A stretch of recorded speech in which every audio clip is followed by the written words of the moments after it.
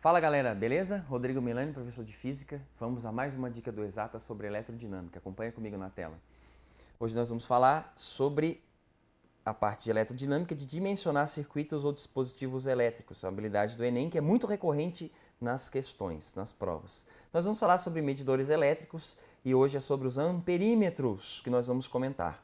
Primeira coisa que nós temos que compreender dos amperímetros. O que eles medem? Eles vão medir para nós as intensidades de corrente. Eles vão medir as intensidades de corrente dentro de um ponto ou dentro de um ramo. Eles vão mostrar isso para a gente. E o que nós temos aqui nessa figura? Você consegue perceber o seguinte, nós temos aqui uma lâmpada que é representada por um resistor, tá certo? Ela é representada pelo resistor elétrico de resistência R e ela está sendo percorrida por uma corrente que é fornecida por esse gerador, que é uma bateria. Olha lá, esse cara aqui é o nosso gerador e ele está sendo alimentado, essa resistência elétrica que nós temos. Esse aparelhinho que tem aqui é o nosso amperímetro. Esse é o nosso medidor.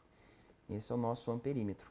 Tá certo? O que nós temos que analisar para encontrar dentro da nossa prova essa relação? Que são as identificações. A primeira identificação que nós temos que fazer sobre esse medidor é como ele deve ser associado, como eles devem ser associados dentro do nosso circuito. Eles devem ser associados em série. Rodrigo, por que eles devem ser associados em série? Eles devem ser associados em série, pois quando nós associamos os medidores dessa forma, eles vão percorrer a mesma corrente. Quando nós associamos em série, os seres que estão associados em série, os elementos da associação em série serão percorridos pela mesma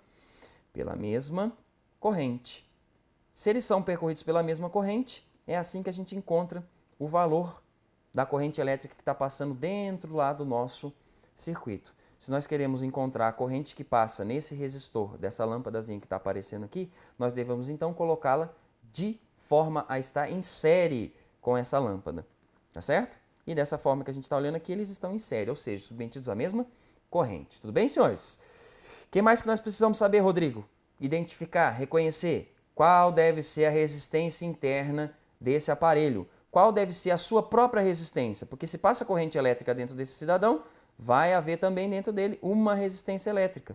Qual deve ser o valor dessa resistência interna dentro do nosso amperímetro? Senhores, para que ele opere de maneira coerente e não altere o valor da corrente que passa pelo nosso resistor, sua resistência interna deve ser zero, deve ser nula.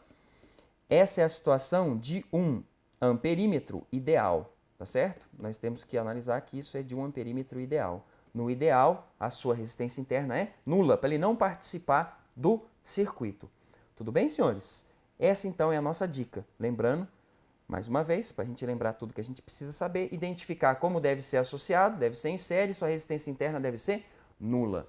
Tudo bem? Com isso, a gente encerra mais essa dica sobre eletrodinâmica e acompanha com a gente as próximas dicas sobre o nosso Enem. Beleza? Valeu!